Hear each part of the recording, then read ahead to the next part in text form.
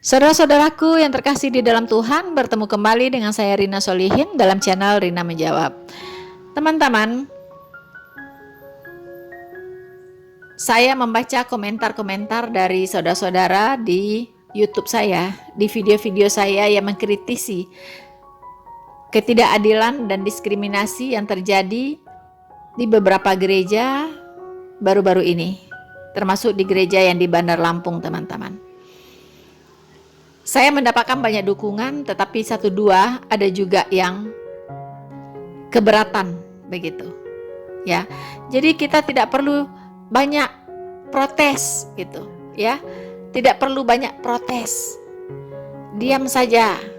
Wow, saya bilang, kita protes saja sudah seperti ini, apalagi kalau kita diam. Saudara-saudaraku yang terkasih di dalam Tuhan. Sebagai anak bangsa, kita tentunya harus punya kepedulian terhadap nasib bangsa ini. Mau dibawa kemana negara ini? Negara seperti apa yang mau kita wariskan kepada anak cucu kita? Saat inilah harus kita tentukan, teman-teman. Apalagi negara kita memiliki dasar negara, yaitu Pancasila. Sila pertama berbunyi ketuhanan yang Maha Esa. Ketuhanan, teman-teman. Ya, ketuhanan. Alangkah ironisnya, teman-teman, negara yang berdasarkan ketuhanan yang Maha Esa, untuk beribadah kepada Tuhan yang Maha Esa pun sulit. Itu kan lucu, teman-teman. Ya, lucu begitu. Nah, inilah yang mendorong saya. Mengapa saya harus terus menyuarakan supaya terjadi perubahan, supaya anak bangsa ini teredukasi betapa pentingnya kita harus memegang teguh konstitusi negara dan dasar negara kita, Pancasila. Kalau tidak, hancur negara ini, teman-teman, hancur. Kalau negara ini hancur, tidak ada yang bisa berkata, wah enak ya tinggal di Indonesia. Tidak ada. Ya, tidak ada yang bisa berkata begitu. Lalu negara yang hancur inilah yang ingin Anda wariskan ke anak cucu Anda. Saya tanya, negara yang hancurkah yang ingin Anda wariskan kepada anak cucu Anda kelak? Tentu tidak.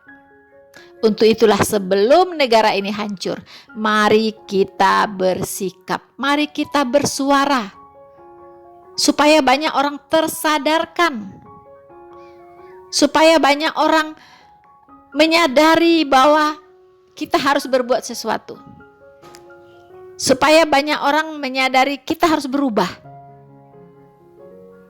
Kita ini hidup di negara yang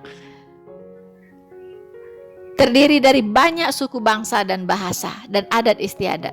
Supaya kita bisa maju, semua komponen anak bangsa ini harus bersatu. Harus bersatu di dalam perbedaan. Tidak harus diseragamkan.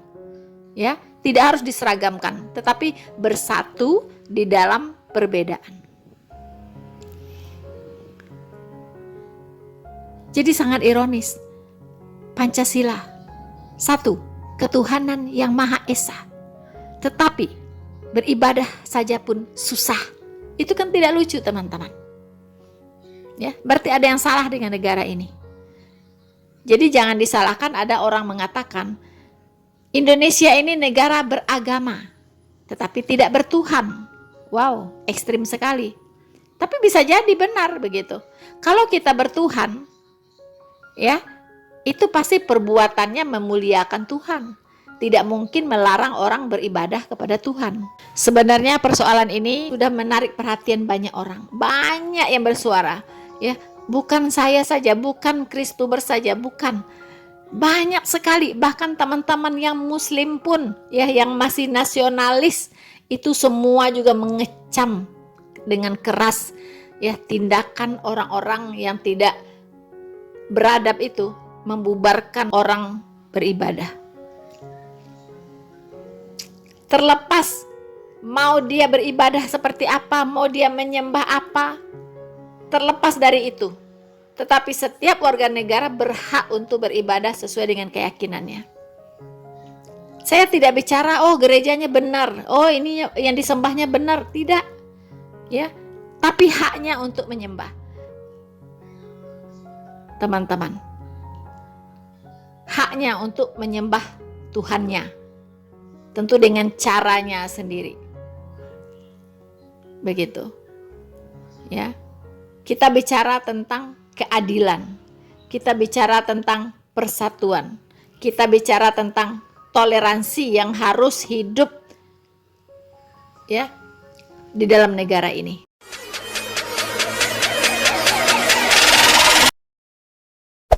Hey there. Subscribe to my channel. And also press this bell icon. Assalamualaikum, salam sejahtera untuk kita semua. Om Swastiastu, Namo Buddhaya, salam kebajikan. Yang terhormat Pak Yakut Holil Kuomas, Menteri Agama Republik Indonesia. Yang terhormat Pak Nadiem Makarim, Menteri Pendidikan, Kebudayaan, Riset dan Teknologi Republik Indonesia. Yang terhormat Pak Muhammad Tito Karnavian, Menteri Dalam Negeri Republik Indonesia yang hari ini diwakili oleh Dirjen Polpum Bapak Dr. Bahtiar Masters of Science. Yang terhormat Pak Muhammad Ali Ramdhani, Dirjen Pendidikan Islam. Dan yang terhormat Pak Yandri Susanto, Ketua Komisi 8 DPR RI.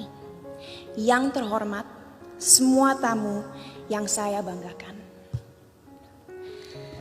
Sungguh sebuah kehormatan bagi saya diundang malam ini untuk mewakili generasi muda Indonesia dalam mengekspresikan opini kami mengenai moderasi beragama. Jujur saya tidak tahu kenapa saya yang diundang malam ini untuk hadir di sini, tapi saya harap pidato yang saya buat tadi malam bisa menggerakkan hati para hadirin hari ini. Sebagai generasi Z dan milenial, kamilah generasi yang akan bertanggung jawab dalam beberapa tahun ke depan atas arah yang akan diambil negara ini untuk menjadi negara yang lebih maju, modern, sejahtera, dan tentunya terkemuka di mata dunia. Thank you. Tapi nilai-nilai apa saja yang harus kita terapkan kepada masyarakat Indonesia agar mimpi-mimpi ini bisa terrealisasi? Pada saat ini, kita dalam situasi sulit, di mana adanya polarisasi dalam opini masyarakat. Terlihat jelas bahwa adanya ketidaksepakatan tentang apa yang dibutuhkan negara ini agar bisa benar-benar menjadi kesatuan yang kuat. Dalam satu sisi, generasi muda sekarang mempunyai keinginan besar untuk mempromosikan budaya dan identitas bangsa. Kami percaya akan pentingnya untuk negara-negara di luar sana melihat potensi, keunikan, dan kehebatan negara ini. Tapi di sisi lain, sampai detik ini, kita semua masih sering berkelahi dan menjatuhkan satu sama lain hanya karena perbedaan ras, suku, dan terutama agama. Bagi saya pribadi, hal tersebut sungguh ironis. Karena bukankah pasal 1 dari Undang-Undang PNPS mengatakan bahwa adanya 6 agama utama di negara ini? Bukankah moto negara ini Bhinneka Tunggal Ika, yaitu berbeda tapi satu? Tapi mengapa walaupun dengan fondasi negara yang begitu memeluk perbedaan dan toleransi, tetap saja masih ada konflik?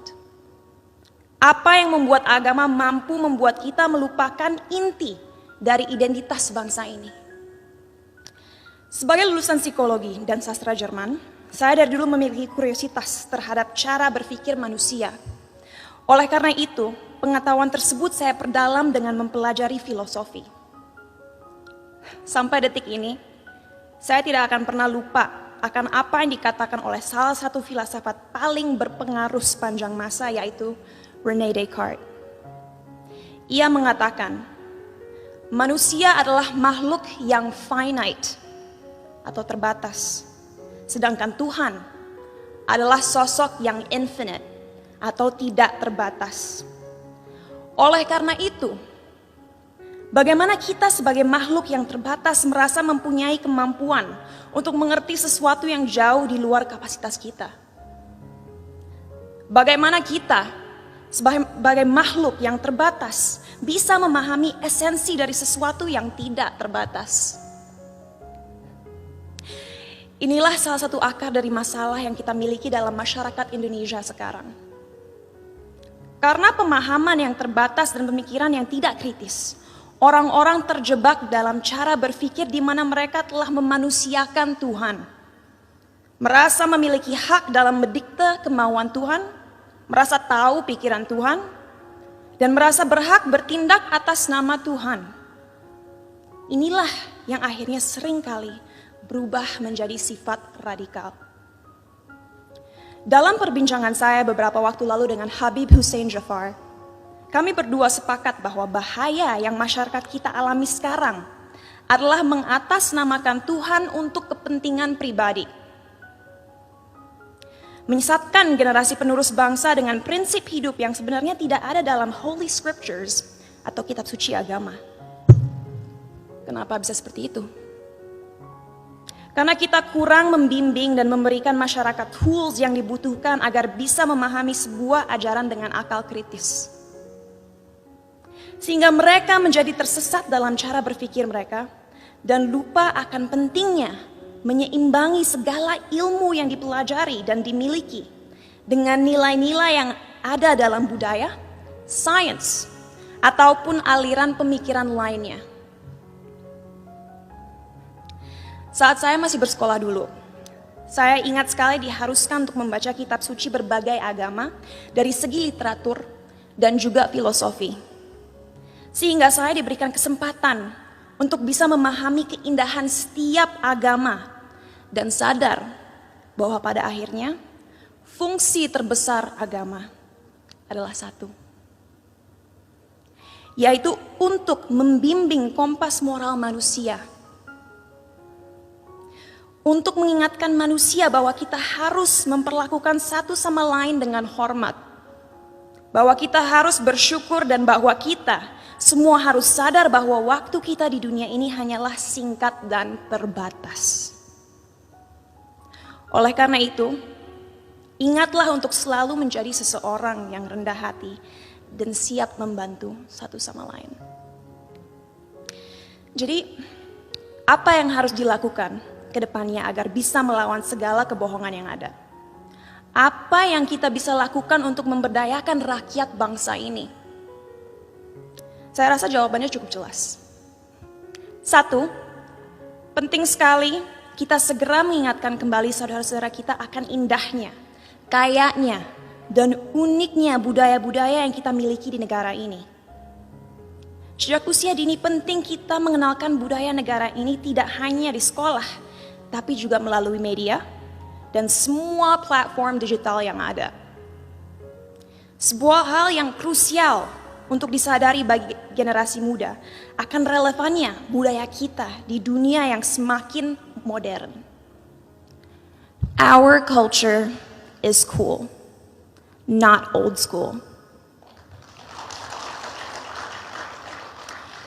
Kedua, ajaran agama yang ada dalam sistem pendidikan harus adil dalam merepresentasikan agama-agama yang ada di negara ini.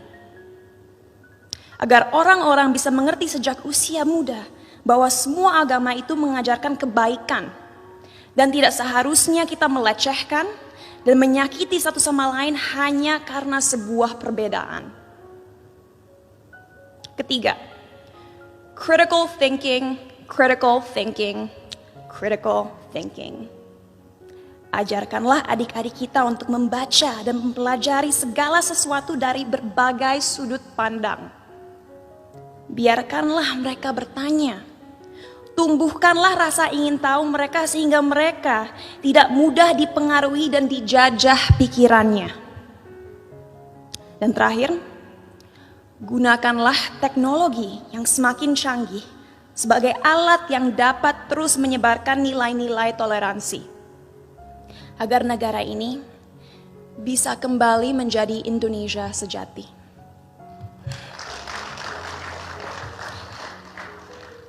Sebagai penutup, saya ingin membacakan quote berikut. A people without knowledge of their past, origin, and culture is like a tree with no roots. Tanpa fondasi yang kuat, tidak akan ada bangsa yang bisa bertahan. Oleh karena itu, ayo kita bersama-sama menjelmakan lambang Garuda dimanapun kita berada. Mari kita taat dalam beragama agar menjadi manusia yang bermoral, tapi mari kita juga merangkul budaya Indonesia untuk membimbing identitas bangsa. Terima kasih, salam sejahtera bagi kita semua.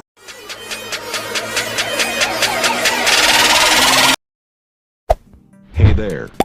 Subscribe to my channel. And also press this bell icon.